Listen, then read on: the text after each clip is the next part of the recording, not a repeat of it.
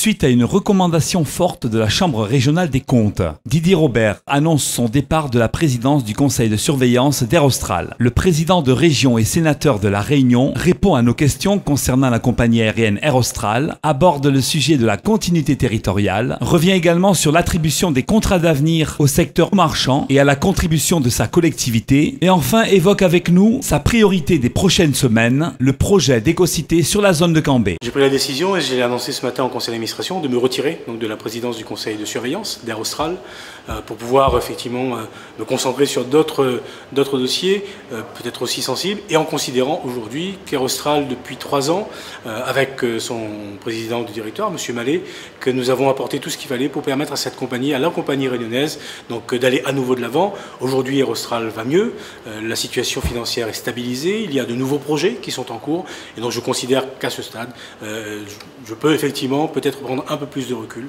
par rapport à cette compagnie. Ce sont des résultats qui sont conformes à ce que nous attendions, c'est-à-dire que les Réunionnais ont besoin de voyager. Ça fait partie aujourd'hui d'une démarche que je considère, et je suis très heureux de pouvoir le dire, naturelle. Il faut pour cela, parce que le coût du billet d'avion reste beaucoup trop élevé, il faut pour cela que, effectivement, l'État, l'Europe, la région, que nous puissions accompagner les Réunionnais. Et en l'espace de quelques jours, depuis l'ouverture le 16 février donc de ce nouveau dispositif, donc ce sont presque 10 000 bons qui ont été émis au titre de la continuité territoriale. Cela montre encore une fois donc l'attente des Réunionnais.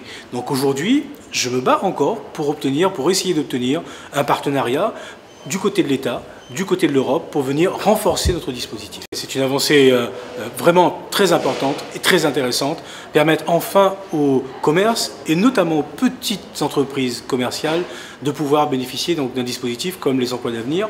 Donc c'est naturellement que je me retrouve aux côtés du président Ibrahim Patel, président de la Chambre de commerce et d'industrie, pour faire en sorte que la région apporte sa contribution. Et donc l'objectif, c'est d'avoir entre 400 et 500 emplois d'avenir, donc en direction du petit commerce, pour cette année, avec un financement de l'État, bien sûr, mais un financement important de la région à hauteur de 35%. Pour les prochains jours, c'est vraiment de pouvoir faire en sorte que nous puissions faire émerger le projet d'écocité à Cambé. C'est un projet majeur pour la Réunion dans son ensemble, parce qu'il y a à la clé donc près de 20 000 logements qui devront être construits sur les 10 prochaines années.